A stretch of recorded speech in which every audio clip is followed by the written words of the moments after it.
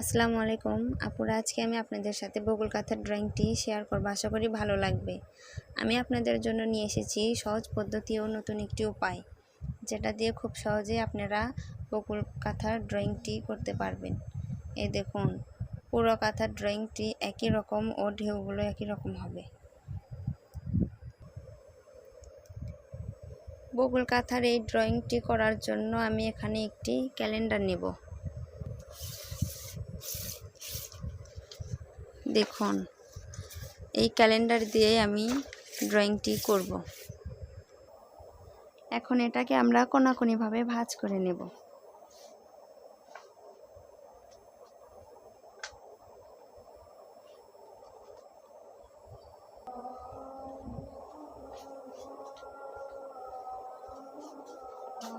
দুদিক থেকেই 11 ইঞ্চি করে নিলাম।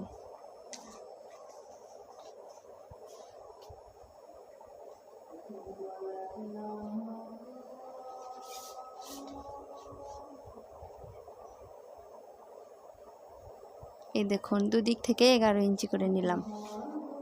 এখন বাড়তি অংশটুকু আমরা কেটে ফেলব। দেখুন, বাড়তি অংশটুকু আমি কেটে নিয়েছি। এখন এটা আমি এদিকে পুরোটাই কোনাকুনিভাবে ভাঁজ করে নেব। এবার এদিক থেকেও ভাঁজ করে নিব।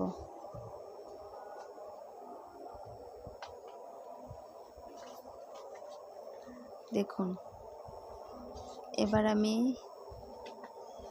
এই দিক থেকে নকশা আঁকাবো, ঢেউ ঢেউ করে নকশা আঁকাবো।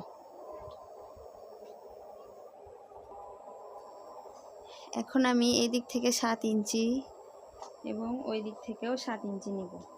এই দেখুন,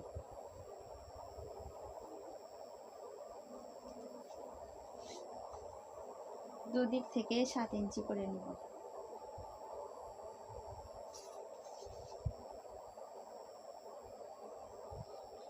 এখন এদিক থেকে আমি ঢেউ ঢেউ করে নকশাটি আঁকাবো।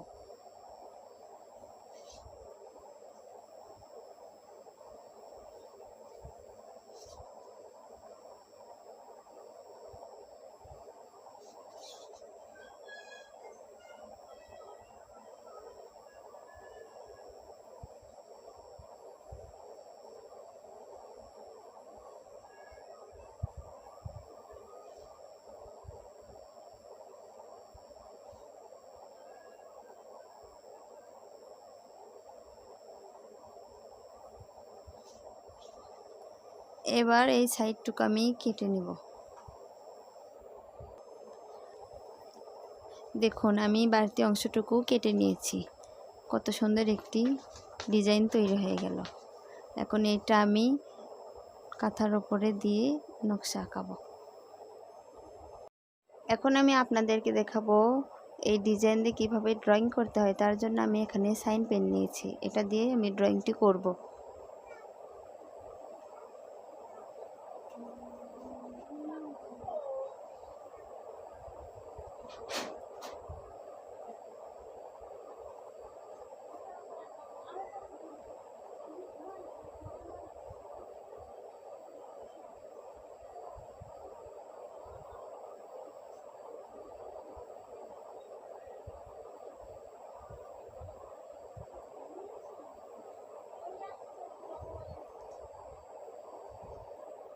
এই দেখুন, ড্রয়িং করা হয়ে গেছে।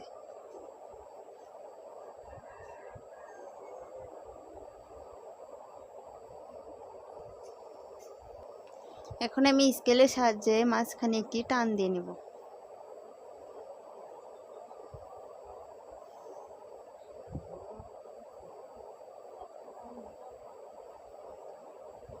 এদিক থেকেও টান দিয়ে নেব।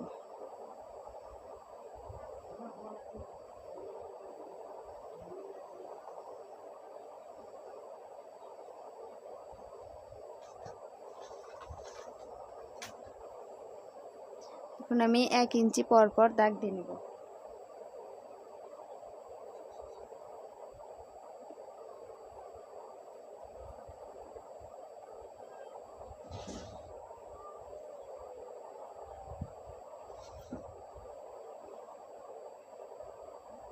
এদিক থেকেও আমি 1 ইঞ্চি পর পর দাগ দিই।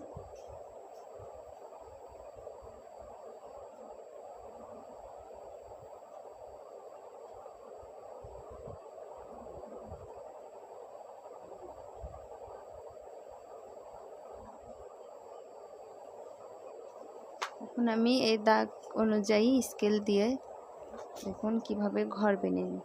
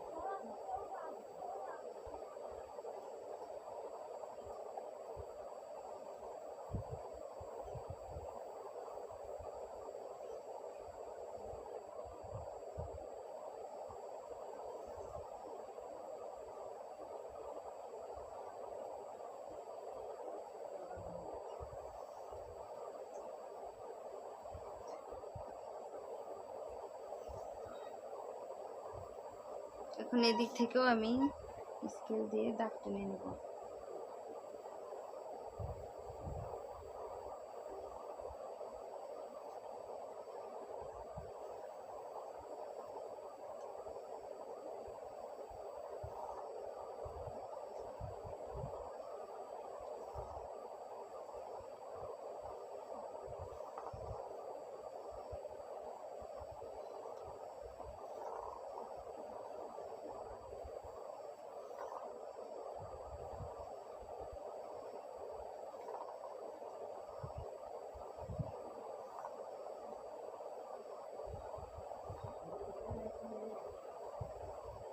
এই দেখুন কত সুন্দর একটি নকশা তৈরি হয়ে গেল।